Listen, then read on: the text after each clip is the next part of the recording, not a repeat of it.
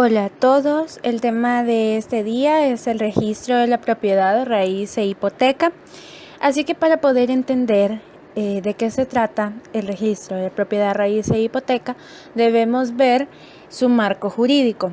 En nuestro Código Civil lo podemos encontrar a partir del artículo 673.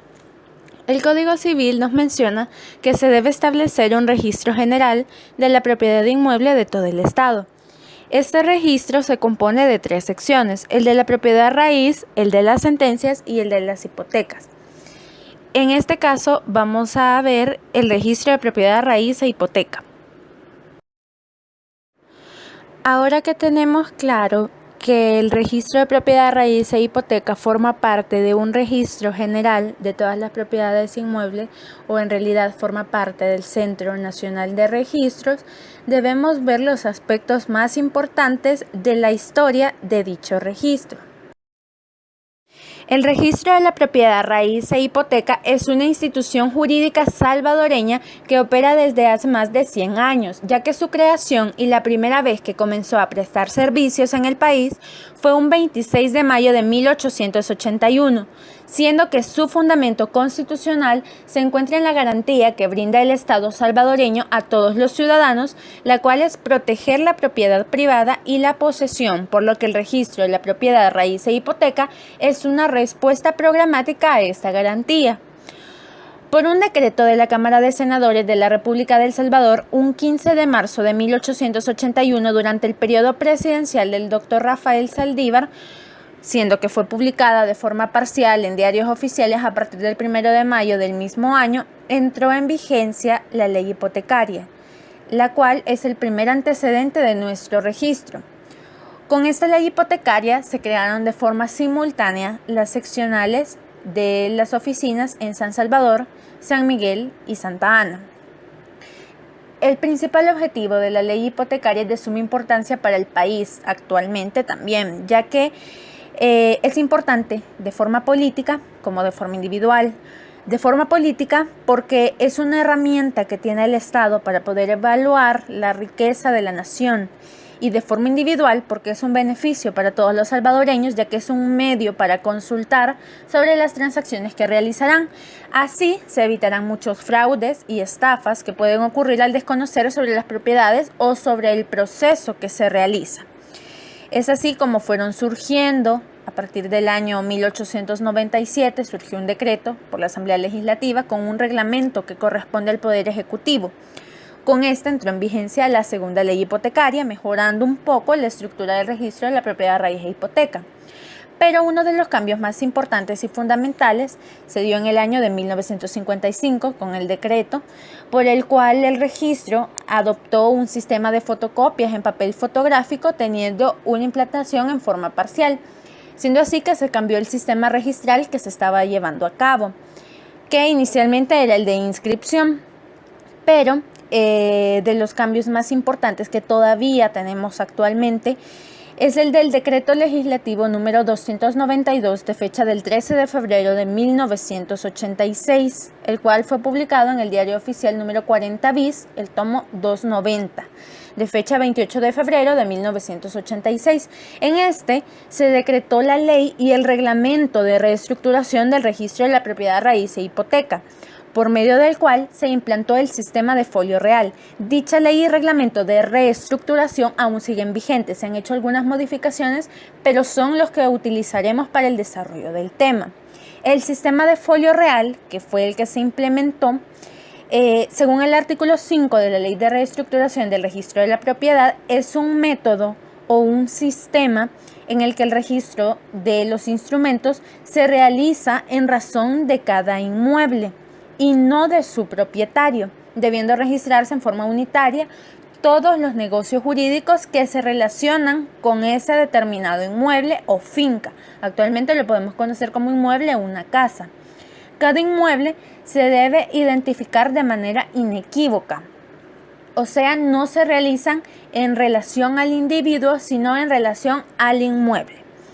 Y es así como, de acuerdo al Ejecutivo en el ramo de justicia, un 8 de septiembre del 97, en el Diario Oficial 210, tomo 337, el CNR fue implantando gradualmente el sistema de folio real automatizado, que es el que se utiliza actualmente. Y se autoriza al Centro Nacional de Registros para que utilice este sistema en todas las oficinas del registro de la propiedad, raíz e hipoteca. Como mencionamos anteriormente, las oficinas de registro fueron creadas simultáneamente por la ley hipotecaria del 15 de marzo, pero solo fueron creadas las 3 oficinas que se mencionaron, una en San Salvador, que esta tenía competencia solo en los departamentos de la zona central, la de Santa Ana, cuya competencia abarcaba los departamentos de la zona occidental, y la otra en San Miguel para los departamentos de la zona oriental. Para el registro de la propiedad, raíz e hipoteca se han creado diferentes leyes y reglamentos que buscan regular los procedimientos que se llevan a cabo en cada uno de los registros del Centro Nacional de Registros. Esta vez veremos los más importantes. Tenemos la Ley de Procedimientos Uniformes para la presentación, trámite y registro o depósito de instrumentos en los registros de la propiedad, raíz e hipoteca, social de inmuebles, de comercio y de propiedad intelectual. Esta ley es muy importante ya que brinda los procesos a seguir, los requisitos y el objetivo general del registro de la propiedad, raíz e hipoteca. Además, tenemos la ley relativa a las tarifas y otras disposiciones administrativas del registro de la propiedad, raíz e hipotecas.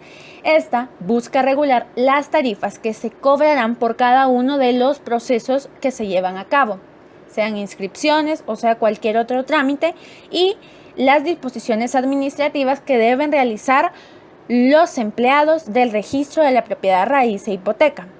También tenemos la ley de reestructuración que mencionamos anteriormente, que había sido necesaria para cambiar el régimen jurídico que teníamos.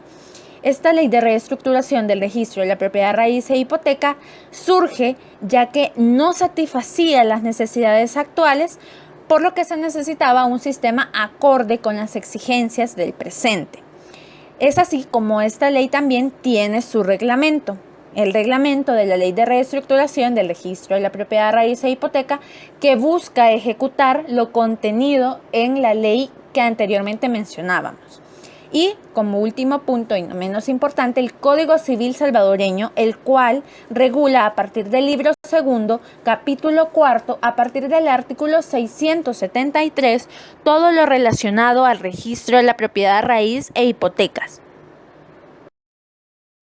El registro de la propiedad cumple diferentes funciones, pero esta vez veremos cuál es la función principal para la sociedad. Una de las funciones principales del registro de propiedad, raíz e hipoteca es brindar una seguridad jurídica a cada uno de los derechos de propiedad y los demás derechos reales contenidos en el Código Civil sobre los bienes inmuebles.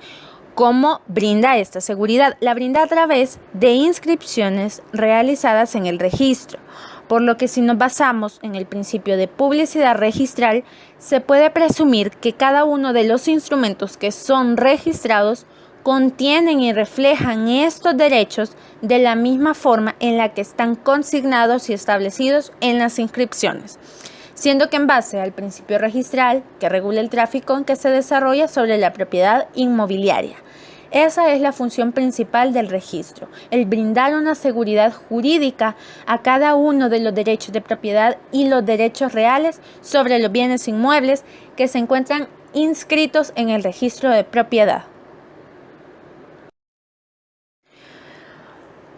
Como vimos anteriormente, se pueden realizar diferentes trámites en el registro y esta puede cumplir diferentes funciones, pero en esta ocasión veremos solo el trámite de inscripción, ya que la función principal es brindar seguridad a los derechos reales sobre los bienes inmuebles a través de inscripciones. Debemos entender lo que es una inscripción. El Código Civil, en su artículo 681, Y el reglamento de la Ley de Reestructuración en el artículo 14 nos amplía sobre lo que es la inscripción.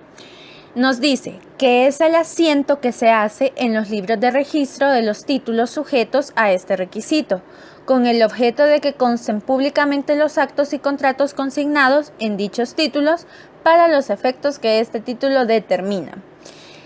Los libros que se mencionan en los que se hace el asiento deben estar organizados. La organización de estos libros se encuentra regulada en el artículo 10 de la ley relativa a las tarifas y otras disposiciones administrativas del registro de la propiedad. Pero además, en el mismo artículo 681 del Código Civil, en su parte final, especifica y divide los diferentes modos y clases de inscripción, los cuales se dividen en dos: la inscripción definitiva, que es la que produce efectos permanentes, y la inscripción provisional, que es la llamada anotación preventiva. Para ampliar más los conocimientos en cuanto a anotaciones preventivas, podemos ir al Código Civil en el artículo 719. Ahí amplía sobre lo que es y cómo se aplican, así como los resultados de estas anotaciones preventivas. Estas inscripciones, según el artículo 678 del Código Civil y el artículo 2 de la Ley de Procedimientos Uniformes, puede ser solicitada por quien tenga el interés de asegurar el derecho que se trata de inscribir, o ya sea por su representante, mandatario o encargado. Nos dice que se presume que el notario al que ha sido otorgado tiene el poder o el encargo para este efecto. Este puede presentarlo por sí o por alguna persona autorizada, pero en la presentación se debe fijar el lugar de la República, el fax o dirección electrónica para recibir notificaciones. Esto lo veremos más adelante en el caso práctico, pero se debe saber qué títulos son los que se pueden inscribir en el registro de la propiedad de raíz e hipoteca. Según el Código Civil, en el artículo 686, nos menciona que se pueden inscribir los títulos o instrumentos en que se reconozca, transfiera, modifique o cancele el dominio o posesión de inmuebles. Los títulos o instrumentos en que se construyan, transfieran, reconozcan, modifiquen o cancelen derechos de usufructo, herencia, uso, habitación o servidumbre sobre inmuebles, y los contratos de arrendamiento de bienes inmuebles cuando deban hacerse valer contra tercero.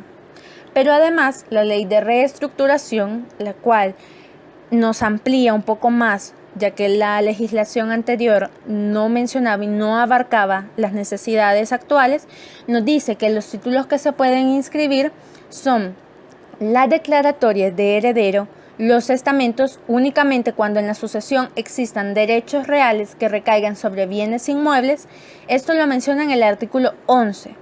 Según el artículo 12, también se pueden inscribir las ejecutorias de las sentencias en las que se declare la ausencia, la muerte presunta o se modifique la capacidad civil de las personas, solamente cuando el afectado por la sentencia fuera titular de derechos inscritos en ese registro.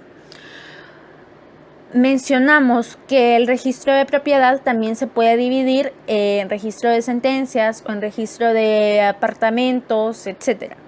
En este caso, nos menciona una sentencia, se inscribirán ejecutorias de sentencias, pero como podemos ver, la ausencia, la muerte presunta son modificaciones de capacidad civil que brindan derechos reales o modifican los derechos reales, por eso se pueden inscribir en el registro. Y también el artículo 13 nos dice que no se inscribirán las vías de ferrocarril, canales, transvías, carreteras y calles públicas como tales. Hace énfasis en eso, ya que la ley anterior permitía la inscripción de estas, pero ahora dice que no se inscribirán, pero sí se pueden inscribir los predios adquiridos por el Estado o alguna otra institución de derecho público para esos fines. Aparte de los títulos que nos mencionaba el Código Civil y la ley, el reglamento de la Ley de Reestructuración, al ser un cuerpo normativo que busca ejecutar lo contenido en la ley, en su artículo 61 nos menciona todos los títulos o los documentos que se pueden inscribir en el registro de propiedad, raíz e hipoteca. En el literal A nos dice que se pueden inscribir los títulos o instrumentos en que se reconozca, transfiera, modifique o cancele el dominio sobre inmuebles. En el literal B, los títulos o instrumentos en que se constituyan, transfieran, reconozcan, modifiquen o cancelen derechos de usufructo, herencia, uso, habitación, servidumbre, hipoteca o cualquier derecho real constituido sobre inmuebles. Podemos ver que los dos primeros literales son iguales a los que nos menciona el ordinal primero y el ordinal segundo del artículo 686 del Código Civil. Y podemos creer que en el literal C, al hablar de contrato de arrendamiento sobre inmuebles, es parecido a lo mencionado en el ordinal tercero de dicho artículo en el Código Civil. Pero en el reglamento nos amplía un poco más, ya que no solo nos menciona los contratos de arrendamiento sobre inmuebles, sino que también contratos de arrendamiento sobre inmuebles y de anticresis, cuando deban hacerse valer contra terceros. En el literal Che, los documentos que ordenen embargos, restricciones y demás providencias cautelares sobre derechos inmobiliarios inscritos en el registro. En el literal D, los contratos de créditos a la producción y los de prenda mercantil, a los que se refieren los artículos 1155 y 1530 del Código de Comercio. Además, el literal E dice cualquier otro documento que indique la ley, por lo que podemos ver que nos da la pauta para ir a otra ley secundaria, ver otro contrato, y así estos también se pueden inscribir en el registro de propiedad. En relación a lo anterior y de forma sintetizada, podemos entender que todos los que se pueden inscribir, todos los documentos que se pueden inscribir pueden ser compraventas, hipotecas, reunión de inmuebles, partición de inmuebles, donaciones entre vivos, testamentos, cancelación de hipotecas, remediación de inmuebles, entre otros. Al ver todos los documentos que se pueden inscribir, debemos entender también que deben cumplir ciertos requisitos para que se puedan inscribir. Según el artículo 62 del Reglamento de la Ley de Reestructuración del Registro de la Propiedad Raíz e Hipoteca, los documentos necesitan cumplir con estos requisitos. Literal A. Estar constituidos en escritura pública, ejecutoria u otro documento auténtico expresamente autorizado por la ley para ese efecto. Literal B. Estar inscritos en castellano y en el caso de documentos emanados de país extranjero deberán cumplir con las formalidades de la ley. Literal C. Estar anotados y salvados íntegramente al final del instrumento todos los borrones, enmendaduras, entrerenglonaduras, testaduras y cualesquiera otras correcciones. Literal Che. Contener el número de identificación tributaria de las partes del acto o el contrato. Literal D. Indicar la situación del inmueble, incluyendo el departamento en que está ubicado.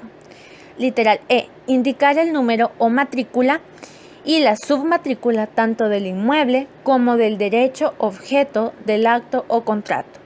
Literal F. Contener la descripción del inmueble objeto del acto o contrato, ya que en caso de desmembraciones, relacionar el inmueble general y describir totalmente los inmuebles segregados y el resto. Cuando se tratare de una lotificación, no será necesario describir el resto cada vez que se efectúe una segregación, pero sí deberá determinarse la nueva cabida del inmueble en general. En las hipotecas sobre porciones de un inmueble se debe describir cuál es la porción hipotecada, así como el resto de la finca libre de gravamen. Literal G. Expresar las medidas en el sistema métrico decimal.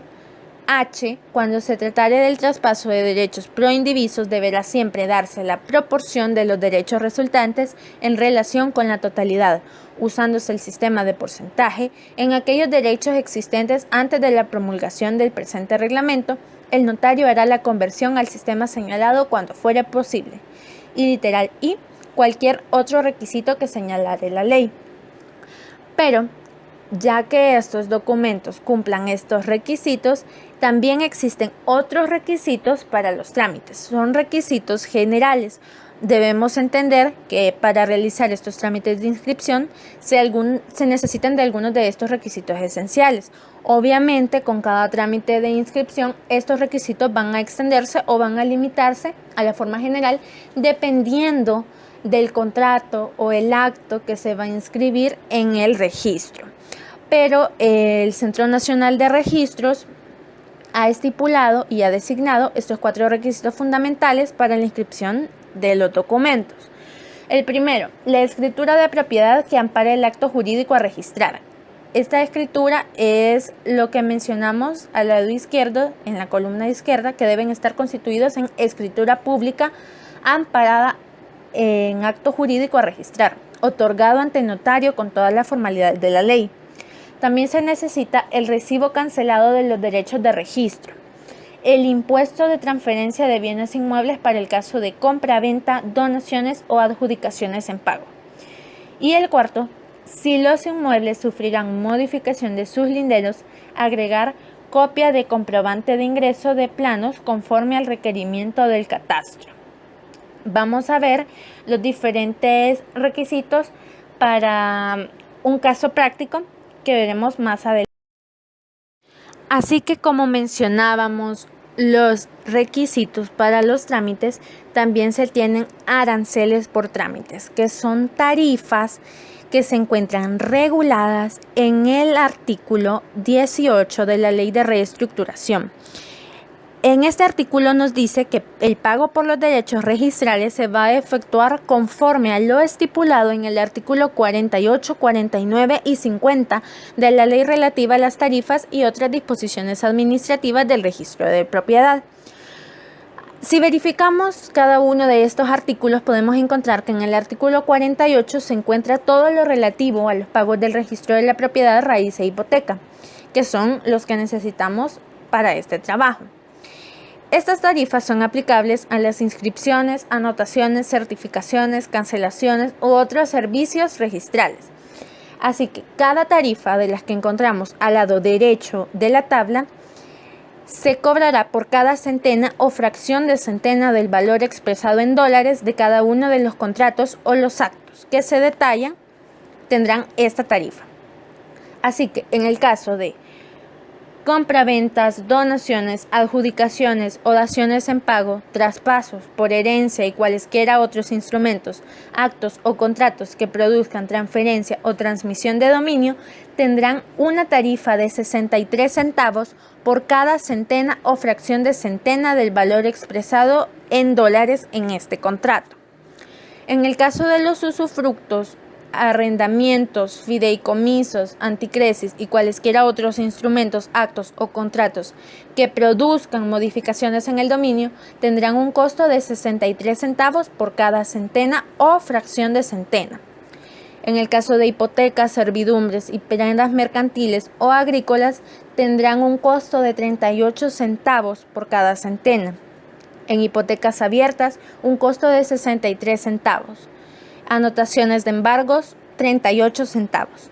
Y en las modificaciones en cuanto a la cuantía de los instrumentos, actos o contratos señalados en las letras B, que son los usufructos, arrendamientos o cualquiera que produzca modificaciones en el dominio, en el literal C, hipotecas, servidumbres, prendas mercantiles o agrícolas, y en el literal D, que son las hipotecas abiertas, se cobrará 63 centavos por cada centena o fracción de centena del valor expresado en dólares de cada uno de los contratos que se detallan.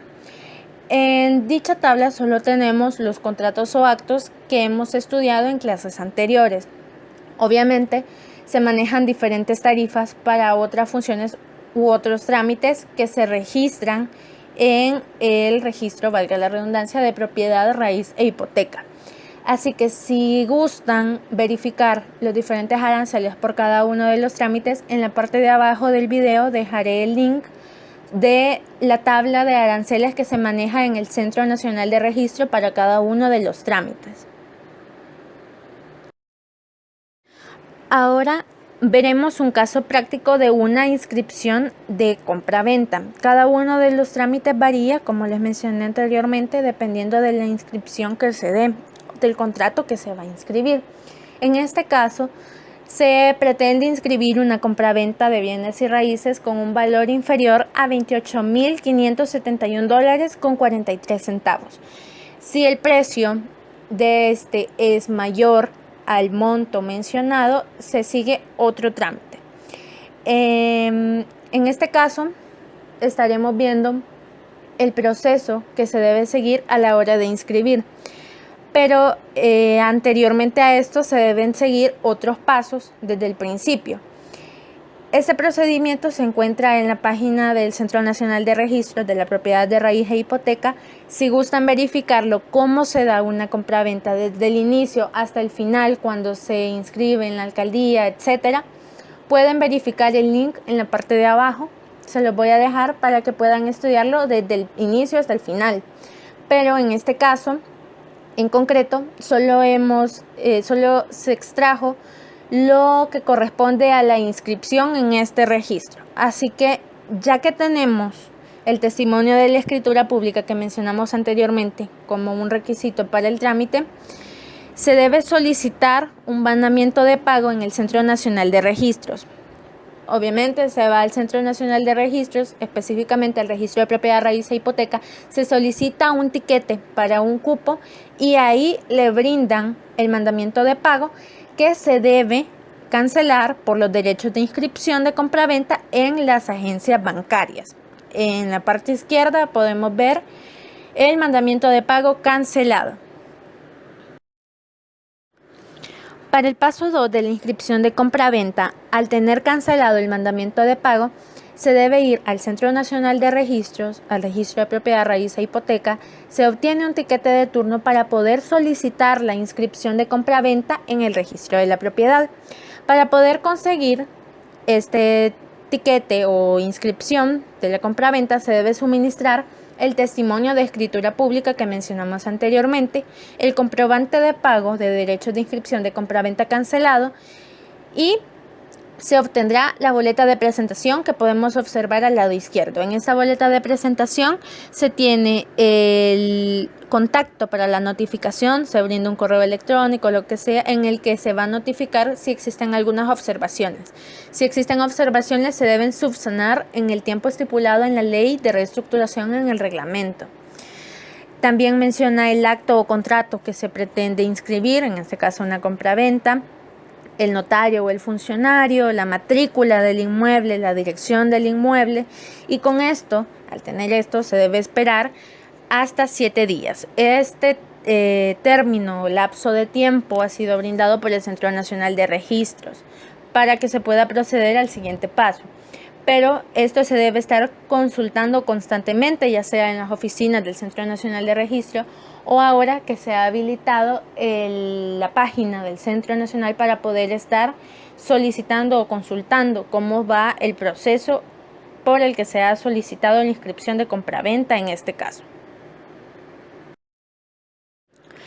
Para el paso 3, si ya se subsanaron las observaciones o si el proceso siguió de forma normal, se debe obtener un tiquete de turno en el Centro Nacional de Registro y así se puede recibir la inscripción de la compraventa en el registro de la propiedad.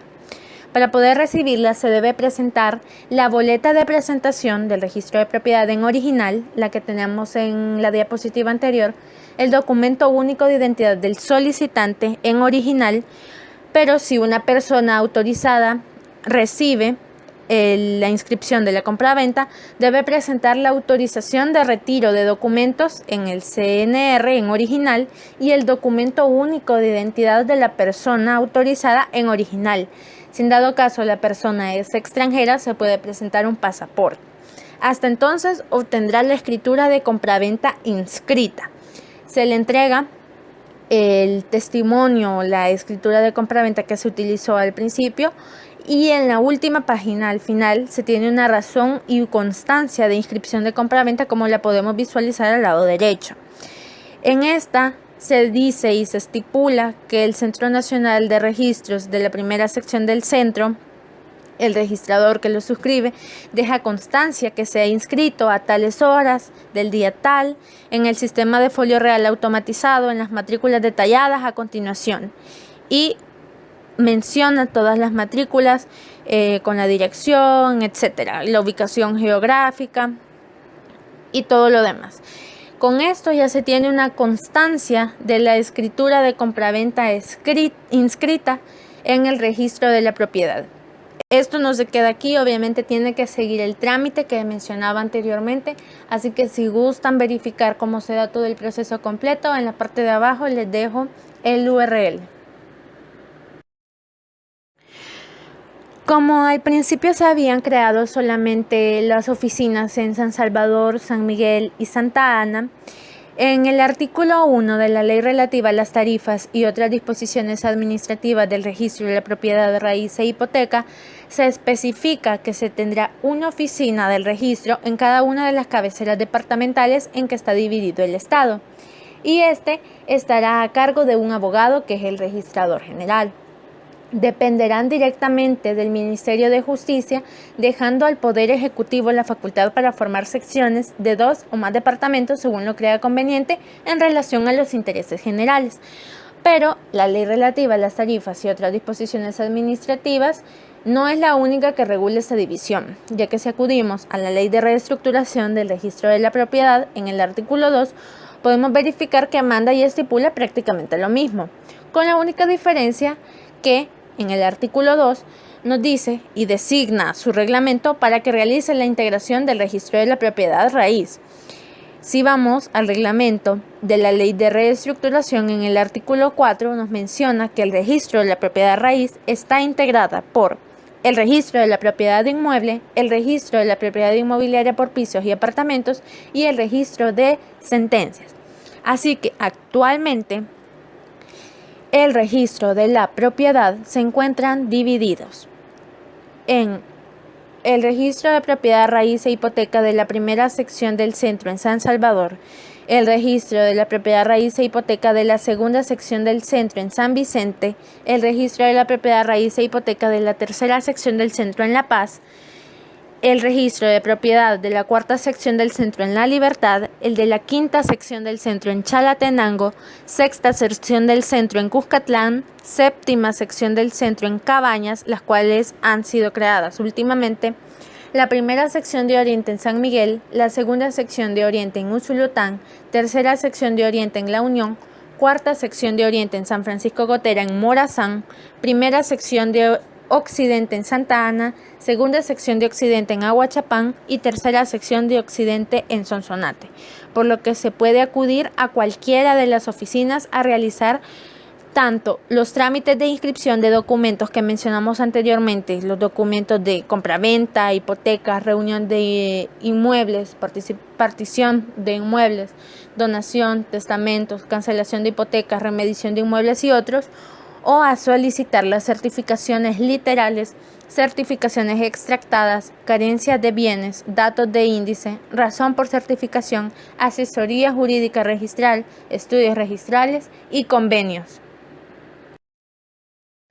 Muchas gracias por su atención. Espero que haya quedado claro lo básico y lo importante del registro de la propiedad de raíz e hipoteca para poder visualizar el trámite de inscripción de una compraventa de principio a fin. El link está en la descripción, así como las leyes utilizadas, las leyes y los reglamentos utilizados también se encuentran en la descripción del video. Muchas gracias.